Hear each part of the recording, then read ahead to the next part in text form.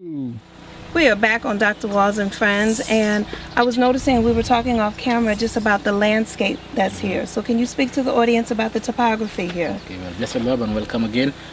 Before I go into that, yes. I just want to say that this is a farming community, and out of which some of the members live on farm and some live within the areas or out of farm and other areas. But we intend to keep or maintain the physical ambience of what is here. Yes. And the way to do that is through organic standards, organic agriculture, maintain ecological. And so within that we are into, or this is a site of permaculture. I don't know if you're aware or know what permaculture is. Basically using the natural environment or designing, basically designing villages or agricultural systems according to nature, basically. Okay. So you watch nature, how nature is, yes, and you design your agriculture, and you're living in some way mimicking what nature does. So it's in harmony with nature. That's what we are trying to achieve. Okay. Okay. And within that, we're trying to establish the 7 zones. All right. Okay.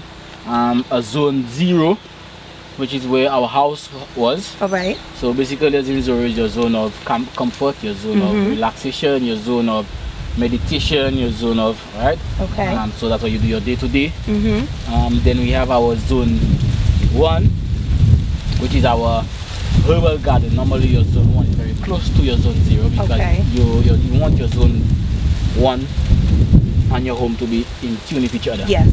So you come, that's the place you go to get your vegetables. It's your vegetable garden. Okay. Basically. So you get up in the morning, you go to and through there. It's a place you go very frequent. Okay. Then your zone 2 could be part of your zone 1, because in your zone 1 you could still have fruit trees, but it's basically a fruit orchard that you would use very frequent. All right. Okay, to help support your eating and your sustenance within that. Makes sense. You have the zone 3, which is a productive area, an area you would use to do production in a systematic way that you could make money and use the money for other reasons or in a business format. The zone 4 is the areas that you could have in a semi-forested area, in a semi-forested way, where you would have some fruit trees and you'd have some log in there for lumber. Okay. So you would harvest it, but it would not be an area you would frequent every day. So maybe you go there once a week, twice a week, but it's within your area. It's managed. It's helping take care of itself. Basically, it's a natural design. Okay. It's semi-forested. All right. Maybe you use fruit trees and forest trees to do that, or set up that zone because you need it for that purpose. Okay. And then you have a zone 5, within based on how your ecology and topography is set up, is the area you would live for animals. Okay. So you have nature there. Wonderful. So you would leave it for the natural biodiversity of both plants and animals to dwell freely.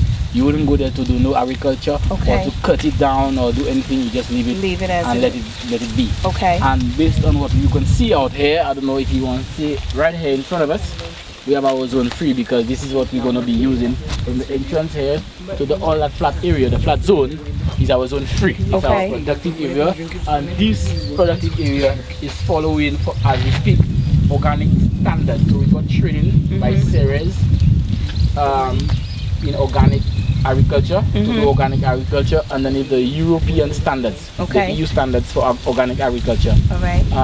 During the training, we analyzed the different organic standards that existed in the world, the North American standards, the EU standards, the Japanese standards, and we selected the EU standards because of our relationship. Yes. And it's most of our tourists and even all this would have come from that zone. Although we have a lot of tourists from North America, even the North American standards, I believe, are less strict. The European standards are more stricter. Okay. So we went with these. You follow those. So, yeah. All right. But I have mine that could be a little stricter still, but with time. Okay. As I continue, we are establishing here a small layer sleeping garden here. Basically trying to follow the same permaculture concept, but just trying to make a small model of it. Okay. Which my brother going to explain in detail what it is and how we're going to use it and what the purpose of it for. All right. Just to continue to say that we have the concept of how we manage and run the place is something different. We have registered a company, but we are a community. Okay. So we have here Sankofa Rainbow Roots Farm Limited, but we run this with cooperative bylaws. Okay. So the bylaws which is governing the organization is that of a cooperative setting. Why the difference, or why the mixture? Yes. Because we in a Rastafari community, and a community standings where all the members, some of which are older and have been here years before, we are trying to set up and use the same zoning concept of production, separate it slowly, so that even the company, we still have an aspect of business. So we have the concept of running the production and all that, and then if a business management type where we have our board of directors and then a managing director. As we speak, he's the managing director. I'm the chairman of the board. The elder is the ambassador to the company and also a board member and the vice president. So we have a lot of the members and all the, as part of the organization, and working in different ways to bring the organization forward.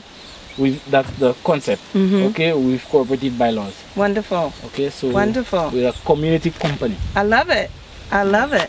All right, so we'll be back in a moment to hear about the other pieces. Yes, so as we continue, my brother will give you a complete explanation of how we're going to use that type of setup to attract more people. All right, we'll be back shortly. Yes.